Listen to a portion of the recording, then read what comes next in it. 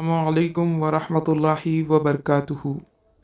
नाज़रीन इकराम, आपकी बारगाह में बहुत ही प्यारा वजीफ़ा लेकर हाजिर हुआ हूँ, जिस पर अमल करने से अगर कोई बीमार है तो वो इंशाअल्लाह अज़्ज़वजल बीमारी से छुटकारा पाएगा, उसे शिफा हासिल होगी, उसे सेहत वाली लंबी ज़िंदगी नसीब होगी।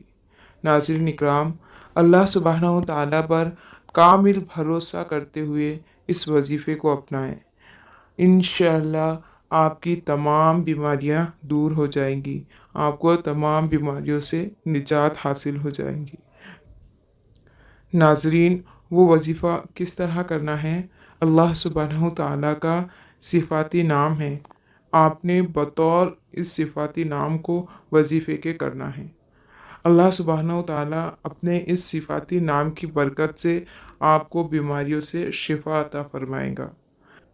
नाज़रीन, अगर आपको इस वजीफ़े की बरकत से शिफा हासिल हो जाए तो आपने इस वजीफ़े को जो भी बीमार भाई है, जो भी आपके रिश्तेदार बीमार है, उन तक ज़रूर पहुंचाना है। इंशाअल्लाह अज़्ज़वजल आपको इसका सवाब भी मिलेगा और उन बीमार हज़रात को शिफाए कामिला भी नसीब होगी।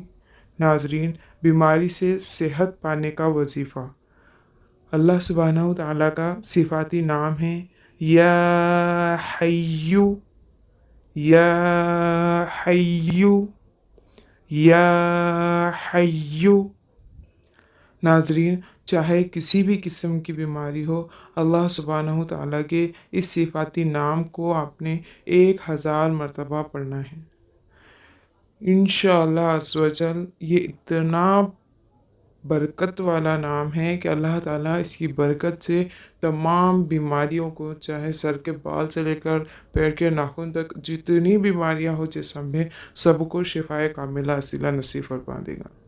नाज़रीन, आपने इस वजीफ़े को अपना मामूल बना लेना है और ताहुसूल मुराद, यानी जब तक कि आपकी मुराद पूरी नहीं हो जाती, जब तक कि आपको बीमारी से शिफा हासिल नहीं हो जाती, तब तक आपने ये वजीफ़ा करते रहना है और इंशाअल्लाह अज़्ज़वजल बहुत जल्द ही आपको इस वजीफ़े की बरकत से शिफा याबी नसीब होगी।